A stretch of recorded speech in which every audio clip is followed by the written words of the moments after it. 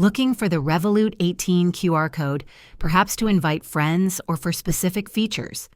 Revolut often uses QR codes for various functionalities within their app. In this guide, I'll show you where to typically find a Revolut 18 QR code. To find a Revolut 18 QR code, open the Revolut app and ensure you are logged into the Revolut 18 profile, if you manage multiple profiles. The location of a QR code can vary depending on its purpose. For inviting friends or sharing your Revolut 18 profile, look in sections like Profile, Invite Friends, or the Payments tab. There might be an option to share profile or scan QR code, which will also display your own QR code for others to scan.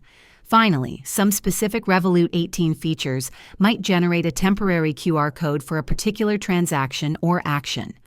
Always navigate within the app to the specific feature you intend to use to find the relevant QR code. And there you have it.